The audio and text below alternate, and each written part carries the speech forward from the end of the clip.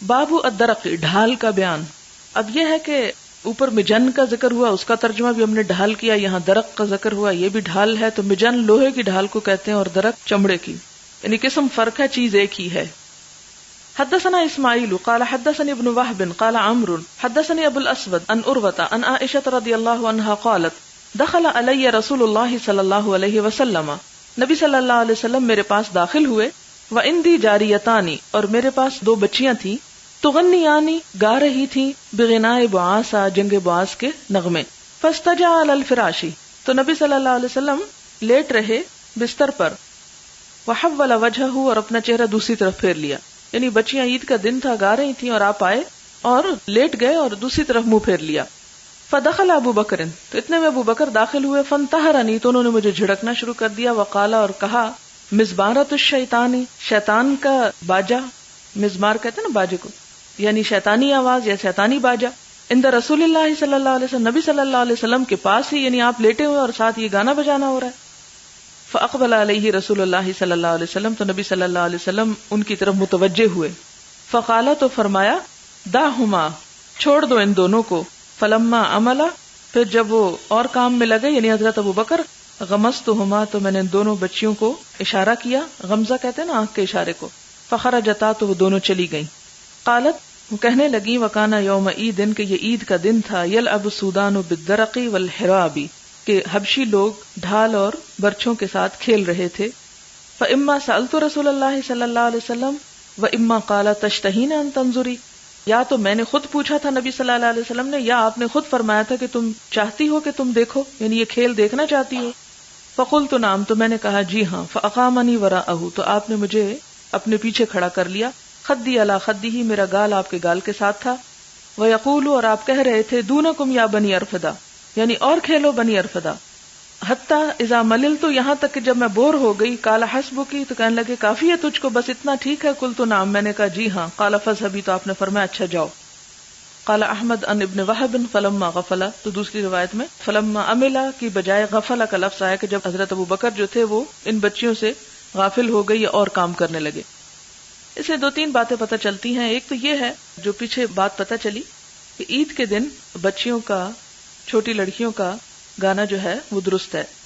Number دو یہ کہ اس کے الفاظ ایسے نہ ہوں کہ جس سے کوئی شہوانی میسیجز ملتے ہوں، بلکہ جیسے یہاں پر پتہ چلتا ہے کہ جنگ بعاث کے تھے اور جنگوں میں عموماً جو نغمے ہوتے تھے وہ بہادری کے اور جنگ کے اوپر ابھارنے کی باتیں ہوتی تھی ان میں. اور تیسری بات یہ کہ نبی صلی اللہ علیہ وسلم کی موجودگی میں جو ہوا، تو اس سے پتہ چلتا ہے کہ اس قسم کا فعل حرام کی زد میں نہیں آتا. اور اگلی بات یہ ہے کہ آپ صلی اللہ علیہ وسلم خود اس میں شریک نہیں ہوئے، یا آپ نے تکیہ لگا کر ان کو ملاحظہ کرنا نہیں شروع کیا، بلکہ آپ لیٹ رہے لیکن دوسری طرف منہ کر لیا، کہ آپ کے کانوں میں آواز آ رہی تھی لیکن آپ ان کو دیکھ نہیں رہے تھے، یعنی آپ نے خود پارٹیسپیٹ اس میں نہیں کیا. پھر یہ کہ حضرت ابو بکر نے جب آ کر کہا کہ یہ کیا بات ہوئی، یعنی اس سے کیا پتہ چلتا ہے کہ حضرت ابو بکر کو معلوم تھا کہ گانا بجانا جو ہے وہ کوئی اسلام کے پسندیدہ کاموں میں سے نہیں ہے یا مستحب اعمال میں سے نہیں ہے. اسی لیے انہوں نے کہا کہ نبی صلی اللہ علیہ وسلم کا گھر اور یہ کام اور یہ آوازیں، تو اس سے کیا پتہ چلتا ہے کہ وہ کوئی محبوب عمل نہیں تھا. لیکن یہ ہے کہ یہ ایک مباح میں آ جاتا ہے کہ مخصوص مواقع پر، جیسے شادی بیاہ کا موقع ہے یا کوئی اور خوشی کا موقع ہے، عید کا دن ہے، کوئی نکاح ہے، ولیمہ ہے، عقیقہ ہے، تو ایسے میں اگر کچھ گا بجا لیا جائے، اور یہ ہے کہ نوعمر بچیاں اگر اس کام میں کچھ کر رہی ہوں تو اس سے حرج نہیں ہے. لیکن جس چیز کو ناپسند قرار دیا گیا وہ کسی طور پر بھی جائز نہیں. وہ فحش گانے ہیں کہ جس میں حرام چیزوں کا ذکر کیا جائے. اور دوسری بات یہ ہے کہ اس قسم کے کھیل جس میں تیر اندازی اور یعنی معقول اور بامقصد قسم کے کھیل جو ہیں ان کو دیکھنے کی بھی اجازت یہاں ملتی ہے. اور حضرت عائشہ رضی اللہ تعالیٰ عنہ حضور صلی اللہ علیہ وسلم کے ساتھ خود اس کھیل کو دیکھنے میں شریک ہوئی.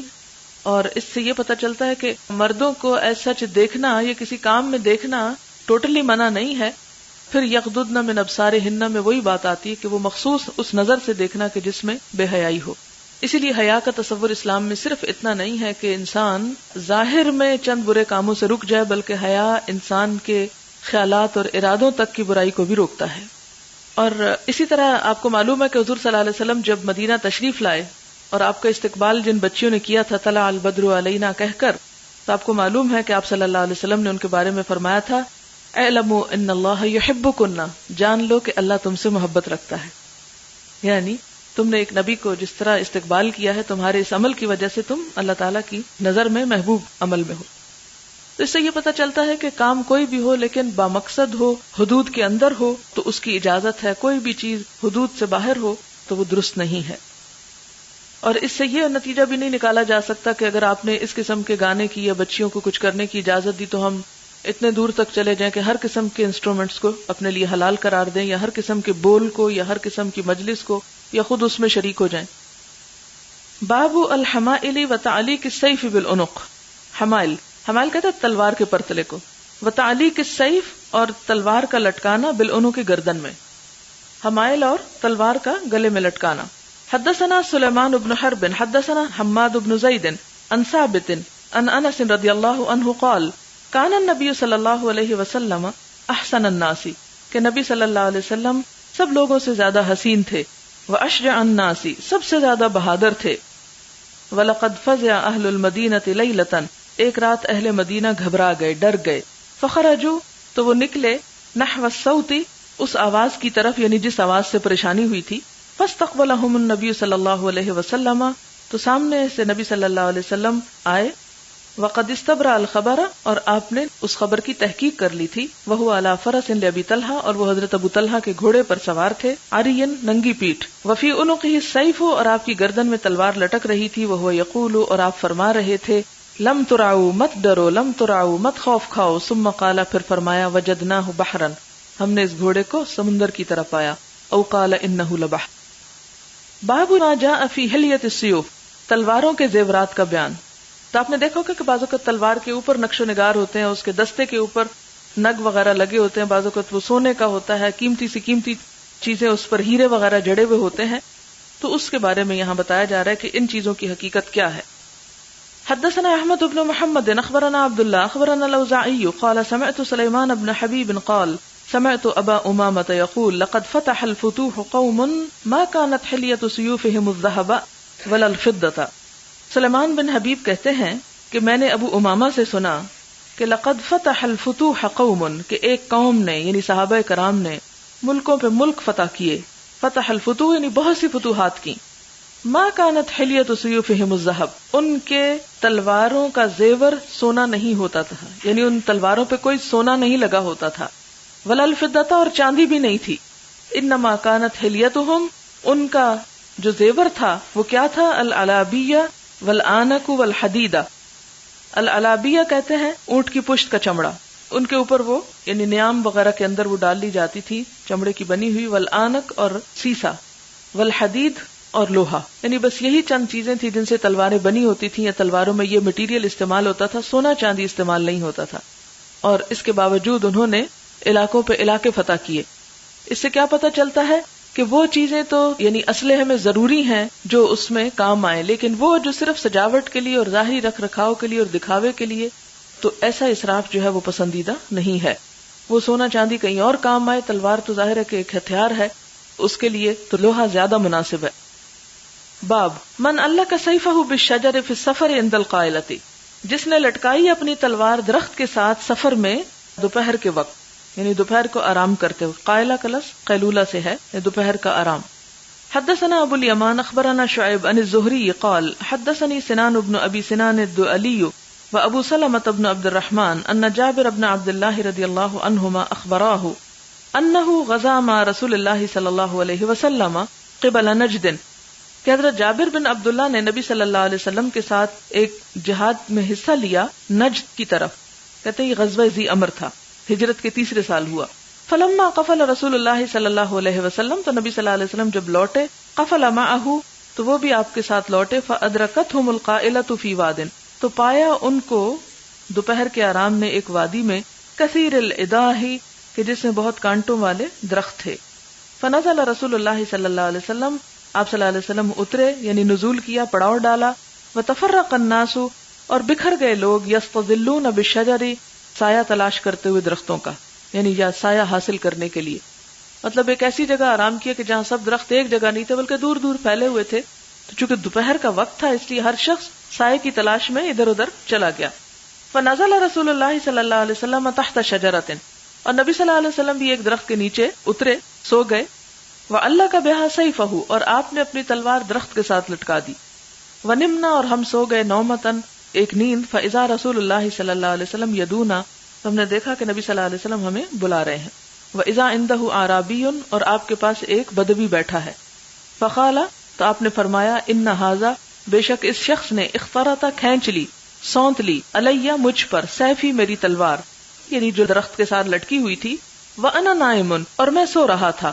فَاسْتَيْقَظْتُ، تو میں جاگا. وَهُوَ فِي يَدِهِ، اور وہ تلوار اس شخص کے یعنی بدوی کے ہاتھ میں تھی. سلطن، ننگی، یعنی بغیر نیام کے، اس طرح پکڑی ہوئی تھی. فقالا، تو اس نے کہا، کس نے؟ بدوی نے.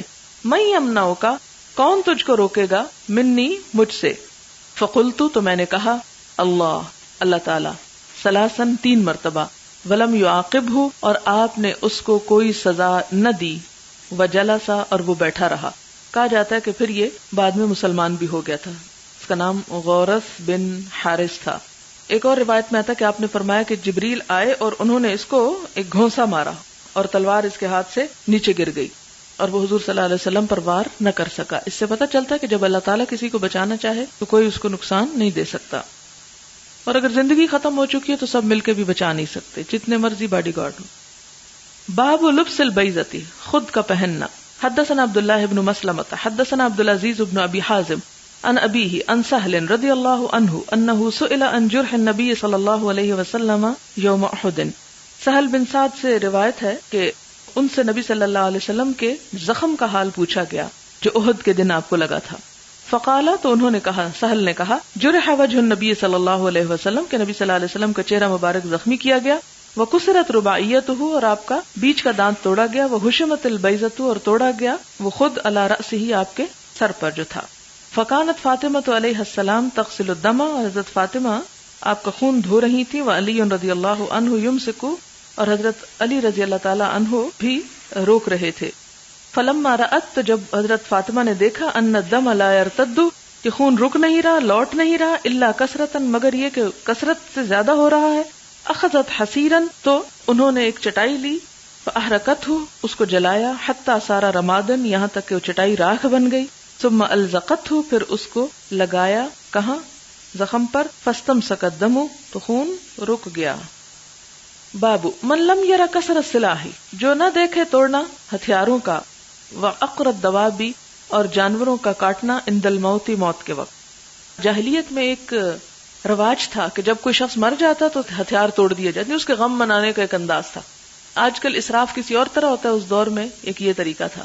اس کے اوزار توڑ دیے جاتے، اس کے گھر میں جانور کھڑے ذبح کر دیے جاتے، اور لوگ اپنے گریبان پیٹتے، بال نوچتے، ٹکرے مارتے، اور اس سے اندازہ ہوتا کہ بڑا غم منایا. اور آج بھی آپ دیکھیں کہ ہندوستان میں عورتیں جو ہیں وہ اپنی چوڑیاں توڑ ڈالتی ہیں یا ان کی توڑ دی جاتی ہیں جس وقت ان کے شوہر کی ڈیتھ ہوتی ہے. اور ستی کی رسم کا تو آپ کو ویسے ہی علم ہے کہ وہ عورت کو غم میں جلا دیا جاتا ہے، یہ جلنے کے لیے قائل کیا جاتا ہے. اس پہ پچھلے دنوں میں ایک آرٹیکل پڑھ رہی تھی کہ کس طرح جب عورت کے اوپر ایک خاص غم کا وقت ہوتا ہے تو اس غم میں وہ باولی ہوئی بھی ہوتی ہے اور اس کو کوئی سمجھ نہیں آتی، اور اس کے جذبات بھی ایسے ہوتے ہیں. تو عموماً پنڈت اور ایسے لوگ جو ہیں وہ جا کر اس کو ایسی ایسی باتیں کرتے ہیں کہ وہ جذبات کی رو میں آ کے تیار ہو جاتی کہ ٹھیک ہے میں جلتی ہوں، اور پھر اس کو جھونک دیا جاتا ہے ساتھ. یعنی اس کی اس جذباتی کیفیت سے فائدہ اٹھا. بعض اوقات انسان سوچتا ہے نا کہ انسان کس طرح بھلا اپنے آپ کو تیار کر لے جلنے کے لیے، بہت مشکل کام.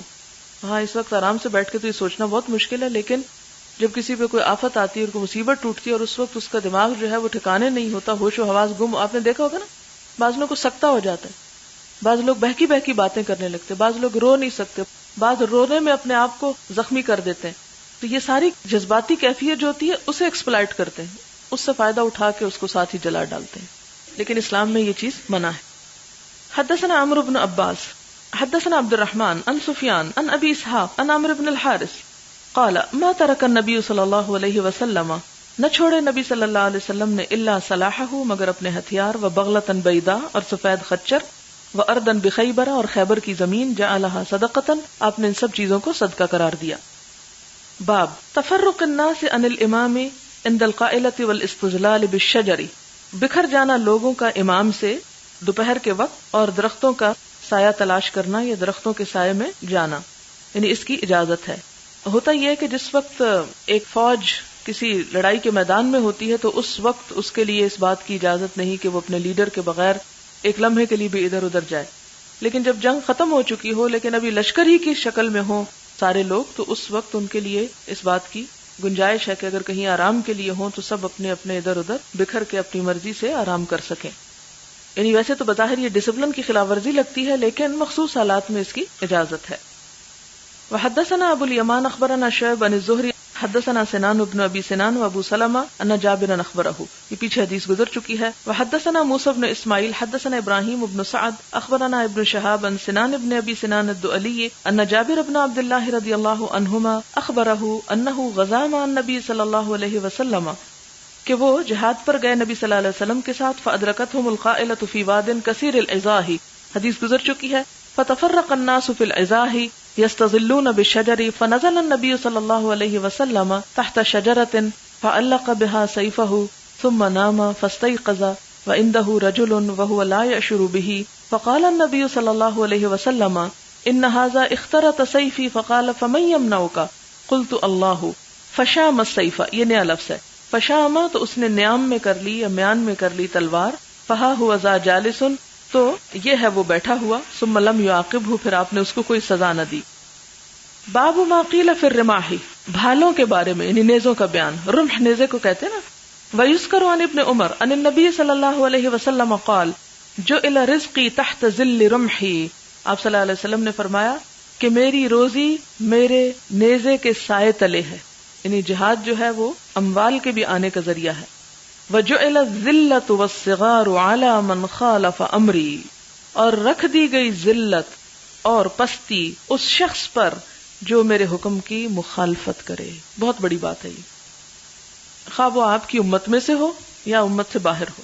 تو جو شخص نبی صلی اللہ علیہ وسلم کی تعلیمات اور آپ کے احکامات کی خلاف ورزی کرے گا اس کے لیے پھر نہ دنیا میں عزت ہے اور نہ آخرت میں عزت ہے. یعنی وہ چاہے تو اپنے آپ کو مسلمان کہتا رہے اور جیسا چاہے سمجھے، لیکن اللہ تعالیٰ کے ہاں اس کا کوئی مقام نہیں ہے.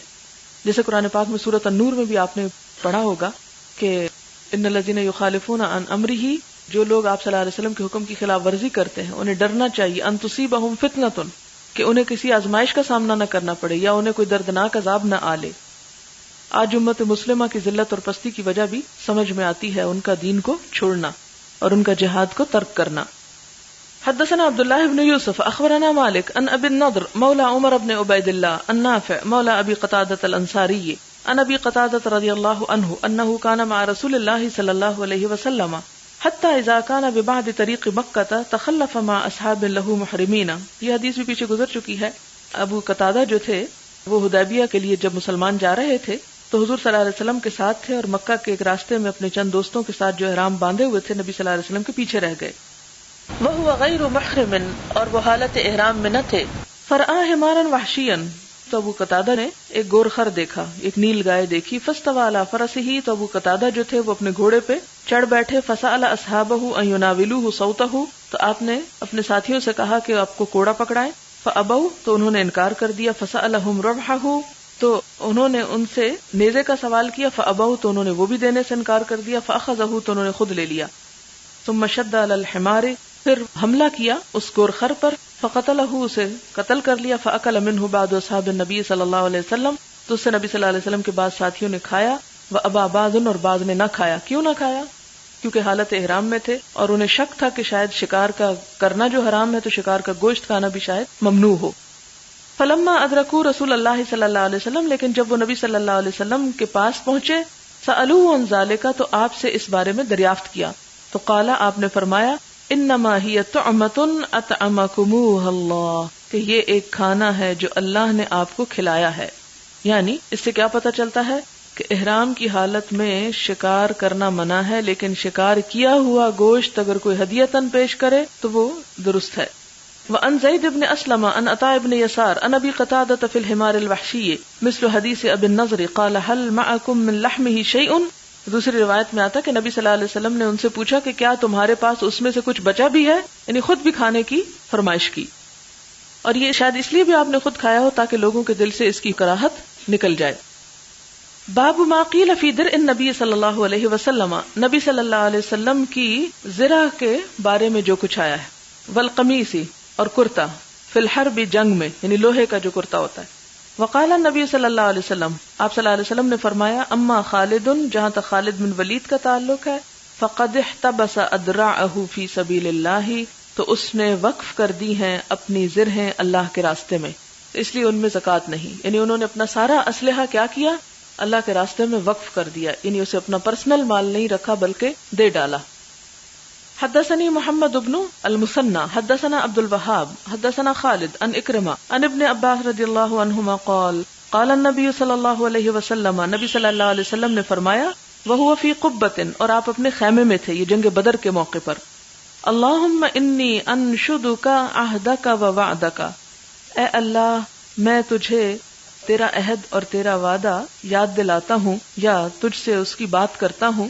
اللہم ان شئت لم تعبد بعد اليوم، اے اللہ اگر تو یہی چاہتا ہے کہ تو آج کے بعد عبادت نہ کیا جائے تو ٹھیک ہے، پھر یہ تیرے بندے سب ختم ہو جائیں گے تو کون تجھے مانے گا. یعنی بہت الہا اور زاری کے ساتھ آپ صلی اللہ علیہ وسلم خیمے میں بیٹھ کے دعا کر رہے تھے. تو حضرت ابو بکر نے دیکھا تو فاخذ ابو بکر بیدہ، تو حضرت ابو بکر نے آپ کا ہاتھ پکڑ لیا. فقال، تو کہا، حسبک یا رسول اللہ، اے اللہ کے رسول صلی اللہ علیہ وسلم کافی ہے آپ کو اتنا، بس اتنی دعا کافی ہے. اب فقد الححت علی ربک، آپ نے تو اپنے رب سے دعا کرنے میں حد کر دی. وہو فی الدرع، اور وہ زرہ پہنے ہوئے تھے. فخرج، تو وہ نکلے. وہو یقول لی، اور رسول اللہ صلی اللہ علیہ وسلم فرما رہے تھے، سیہزم الجمع ویولون الدبر، کہ ان قریب شکست کھا جائے گا جتھا اور منہ موڑ جائیں گے پیٹھ پھیر کر، یعنی کفار کے لوگ. بل الساعۃ موعدہم، بلکہ قیامت ان کی وعدے کی جگہ ہے، یعنی ان کا کھڑے ہونے کا مقام ہے. والساعۃ، اور قیامت کی گھڑی، ادھا و امر، بڑی سخت اور بڑی تلخ ہے. وقال وہیب حدثنا خالد یوم بدر، یہ جو کہا گیا نا کہ یہ آیت اس موقع پہ نازل ہوئی، اور یہ کہنا کہ آخرت بڑی تلخ اور بڑی کڑوی ہے، مراد یہ کہ آج یہاں کثرت سے یہ مارے جائیں گے اور جہنم رسید ہوں گے، یعنی ایک طرح سے انڈائریکٹلی اس کی طرف اشارہ ہے. اور دوسری بات یہاں سے یہ پتہ چلتی ہے کہ مشکل اوقات انبیاء پر بھی آتے ہیں، اور اس میں وہ بھی دعا کرتے ہیں، اور دعا خوب دعا، اور صرف اتنی دعا نہیں کہ بس دعا کی اور بس ٹھیک ہے اللہ کا کام ہے، اللہ کا دین ہے اور اللہ کا سب کچھ ہے، ہمارا کیا، ہم تو مارے جائیں گے تو شہید ہوں گے اس لیے ہم جو بھی چاہیں کریں. نہیں، آپ صلی اللہ علیہ وسلم نے اس موقع پر کیا کیا؟ خوب دعا کی. اتنی دعا کی کہ حضرت ابوبکر دیکھ کے پریشان ہو گئے اور آپ کا ہاتھ پکڑ لیا اور کہا کہ بس اب اتنی کافی ہے. آپ نے تو بہت زیادہ الہا اور آہوزاری کر. حدثنا محمد بن كثير اخبرنا سفيان عن الاعمش عن ابراهيم عن الاسود عن عائشة رضي الله عنها قالت توفي رسول الله صلى الله عليه وسلم ودرعه مرهونة عند يهودي ب30 صاع من شعير، کہ نبی صلی اللہ علیہ وسلم کی وفات ہوئی اور آپ کی زرہ ایک یہودی کے پاس رہن رکھی ہوئی تھی 30 صاع جو کے بدلے. وقال يعلى حدثنا الاعمش درع من حديد، کہ لوہے کی زرہ تھی.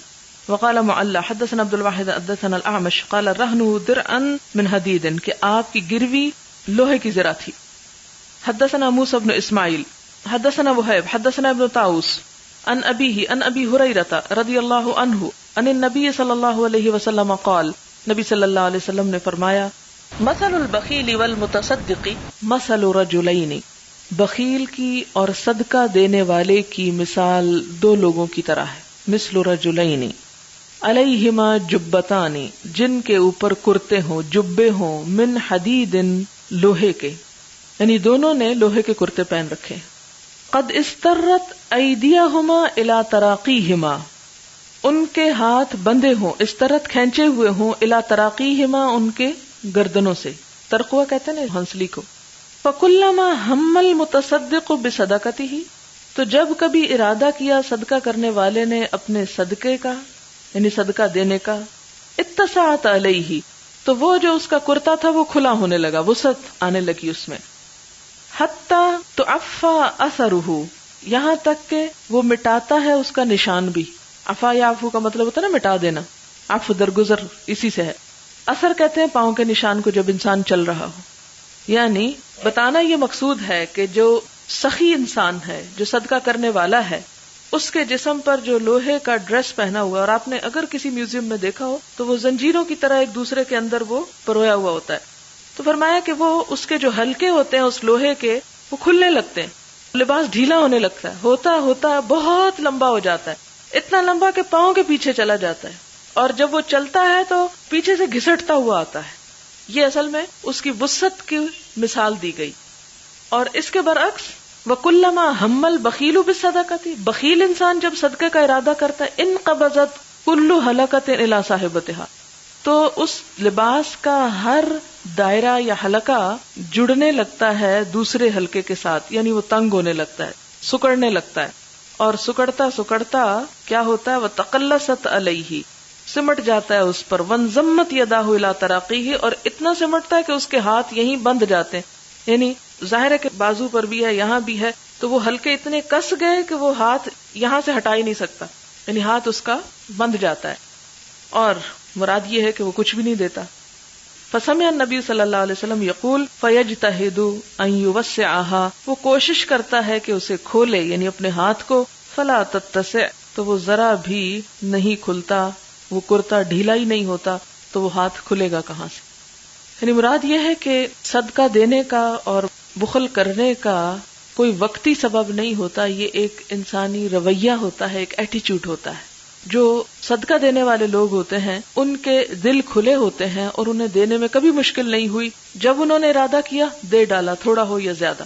لیکن جو بخیل ہوتا ہے وہ سوچتا رہتا ہے, اور سوچتے سوچتے نتیجہ کس پہ پہنچتا ہے کہ اس کا بخل اور بڑھ جاتا ہے. اور یہ حقیقت ہے, اگر آپ بہت دینے والے بھی ہیں تو آپ نے دیکھا ہوگا کہ اگر آپ کسی معاملے میں بہت سوچنا شروع کر دیں تو وہ ہلکے سکڑنے لگتے ہیں اور پھر انسان دے نہیں پاتا. دینے کا معاملہ ایسا ہے کہ جب انسان کو خیال آئے, ضرورت دیکھے, سوچے تو بس دے ڈالے اور ختم. بابو الجبۃ فی السفر والحرب, سفر اور لڑائی میں چوغا پہننا. حدثنا موسیٰ بن اسماعیل حدثنا عبد الواحد حدثنا الاعمش عن ابی الضحیٰ عن مسروق قال حدثني المغیرۃ بن شعبۃ قال انطلق رسول اللہ صلی اللہ علیہ وسلم لحاجتہ, کہ نبی صلی اللہ علیہ وسلم اپنی حاجت کے لیے گئے, رفع حاجت کے لیے. یہ جنگ تبوک کا واقعہ. ثم اقبل, پھر تشریف لائے. فتلقیتہ بماء, تو میں آپ کے سامنے آیا, یعنی میں آپ کے لیے پانی لے آیا, مراد یہ. فتودع, تو آپ نے وضو فرمایا. وعلیہ جبۃ شامیۃ, اور آپ نے اپنے اوپر شامی جبہ پہن رکھا تھا. فمضمض, آپ نے کلی کی. واستنشق, ناک دھویا. وغسل وجہہ, اور اپنے چہرے کو دھویا. فذهب یخرج یدیہ من کمیہ, اور آپ نے اپنے دونوں ہاتھ اپنے آستین سے نکالے. وکانا ضیقین, کیونکہ دونوں آستینیں بہت تنگ تھیں, یعنی اندر سے. فاخرجہما من تحت, تو ان کو نکالا نیچے کی طرف سے, یعنی بازو اوپر نہیں چڑھتے تھے تو آپ نے بازو آگے کر کے ہاتھ نیچے کی طرف سے نکال لیے. فغسلہما, آپ نے ان کو دھویا. فمسح برأسہ, اور اپنے سر کو مسح کیا. وعلی خفیہ, اور اپنے موزوں پر بھی مسح کیا. یہ حدیث بہت یاد رکھنے کی ہے. کئی دفعہ لوگ آپ سے سوال کریں گے کہ جی اگر اسلام میں پاؤں پر, جرابوں پر مسح کرنے کی اجازت ہے تو اگر جرسی پہنی ہوئی تو اس پر کیوں نہ کر لیں ہم؟ اگر پگڑی پر اجازت ہے اور جرابوں پر اجازت ہے تو بازوؤں پہ بھی ہم کر لیتے ہیں. تو یہ حدیث بڑی واضح مثال ہے, کیونکہ اسلام جو ہے وہ صرف قیاس کے ذریعے نہیں حاصل کیا جاتا, صرف عقل کے ساتھ نہیں سمجھا جاتا, بلکہ اس کے لیے وحی الہی کا آنا ضروری ہے. تو وضو میں بازو دھونا کوہنیوں تک فرض ہے, خواہ آپ نے تنگ آستینوں کی قمیض پہن رکھی ہو, اور خواہ آپ نے کوئی کوٹ پہن رکھا ہو یا جرسی پہن رکھی ہو, کچھ بھی پہن رکھا ہو, اس میں کیا ضروری ہے؟ بازوؤں کا دھونا ضروری ہے. اس میں اگر بازو اوپر نہیں چڑھتے تو اندر کی طرف سے نکال لیں, لیکن جرابیں اتارنے کی ضرورت نہیں. اگر آپ نے باوضو حالت میں پہنی ہے تو اس پر آپ مسح کر سکتے ہیں. اور اس معاملے میں یہ حدیث بہت بڑی مثال ہے نبی صلی اللہ علیہ وسلم کا اپنا طرز عمل, کہ کہاں کہاں مسح ہو سکتا اور کہاں کہاں نہیں ہو سکتا. باب الحریر فی الحرب, لڑائی میں ریشم پہننا. حدثنا احمد بن المقدام حدثنا خالد بن الحارث حدثنا سعید عن قتادہ ان انسا حدثهم ان النبی صلی اللہ علیہ وسلم رخص لعبد الرحمن بن عوف, کہ نبی صلی اللہ علیہ وسلم نے عبد الرحمن بن عوف کو رخصت دی. والزبیر, اور زبیر بن عوام کو, فی قمیص من حریر, ریشمی کرتا پہننے کی, من حکۃ کانت بہا, خارش کی وجہ سے جو ان کو تھی.